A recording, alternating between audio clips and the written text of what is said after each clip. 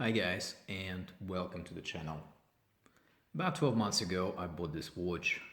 I bought it for two reasons. One, I was looking for a budget diver, and for around 70 bucks this presented quite a good value, at least on paper. Second reason was because it is quite a strong homage to Tag Heuer Aquaracer. And I don't classify myself as the biggest Tag Heuer fan, however, I happen to like that particular model. So I didn't expect much for my 70 bucks, and yet 12 months later I'm actually getting quite a lot of wrist time from this watch. So I thought I'll share my experience with you guys and let you know what you can expect for 70 bucks from Pagani Design. Okay, so let's dive into it. Measurements. It measures about 45 millimeters in diameter, about 50 millimeters lug to lug, 22 millimeter bracelet tapering down to 19 millimeters by the clasp. Now, by no means this is a small watch. Like I said, it measures about 45 millimeters, and it actually depends how you measure, because as you can see the bezel protrudes ever so slightly over the case. Now, having said that, it does wear a little bit smaller than you would expect, and that is due to fairly short lug to lug distance, and also due to the way the bracelet actually hangs off the case rather than protruding like on some designs. This one hangs straight down and sits quite comfortably on the wrist. I will put the wrist shot a little bit later in the video.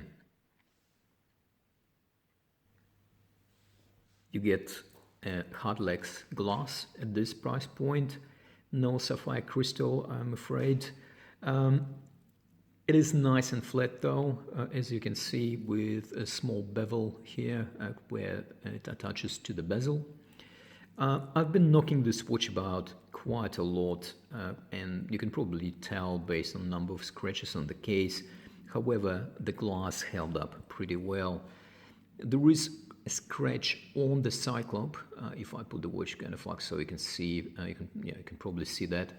So this is due to quite a hard knock against the metal corner. And to be honest, I didn't expect the watch to survive, but it held up pretty well.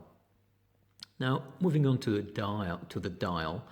The dial features applied indices, which is quite nice, and also it has a bit of a depth to it, so those grooves are not printed, so they're texture of the dial, which makes the dial, I think, looks kind of more on the expensive side, if you like. Also, it is not very busy dial, quite easy to read, and I like the color. Now, this watch also features a unidirectional 90-click ceramic insert bezel. It does have a bit of a play. I don't know, if this is a showstopper for any of you guys, but it definitely wasn't for me. Now, what was important to me is ensuring that actually it aligns with the indices on the dial. Which it does, and that's I think is more important at this price point. Also, I like the color of the ceramic insert. It matches quite well the actual color of the dial, and it plays kind of a little bit in the color and makes this watch pop, I think. Now, the interesting thing is that from my friends who actually are into watches, a number of times this watch has been mistaken for a Tag Heuer, which is fine. I can understand that, but also a number of times I've been commented on this watch saying that this watch looks very much like Omega Seamaster Professional 300, which is kind of strange, because on the close inspection you can clearly see that it is quite far away from that watch. However, I think it's the color of the bezel and kind of that matches the color of the Omega 300 bezel, the blue version, that kind of made it look like that. So the case. The case is 316 stainless steel. As you can see on top is brushed, kind of satin brushing, and which hides kind of and masks the scratches and so forth. On the side there is a mirror finish, which is quite nicely executed, however obviously not as good in hiding any kind of scratches as a brushed surface. Now we've got crown guards here, and yes, we do have a signed crown as well. It is a screw down crown, so if you undo that, you can, first position is going to wind the watch. Second position is to, sorry, actually that's already in the first position, so you can see it hacks, and you can change the time, and then if you can put it into the second position by pushing it back, you can change the date. All right, so just here we go.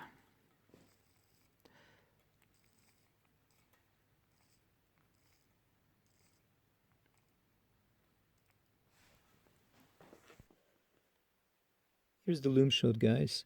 As you can see, it has all the right colors. However, it doesn't last very long, and it's not very strong either. The caseback and the bracelet. So, as you can see, it is a solid screw-down caseback with all the details engraved on it. Stainless steel, 30-meter water resistance, Pagani Design Sport, PD-1617. Bracelet is solid links, solid end links, and it is brushed bracelet, kind of continuing the same theme of the case of the watch, brushed all the way down to the clasp. The clasp is, as you can see, it's very well executed. It's a machined scissor kind of style clasp, very reliable. I never had any issues with this clasp over the last 12 months.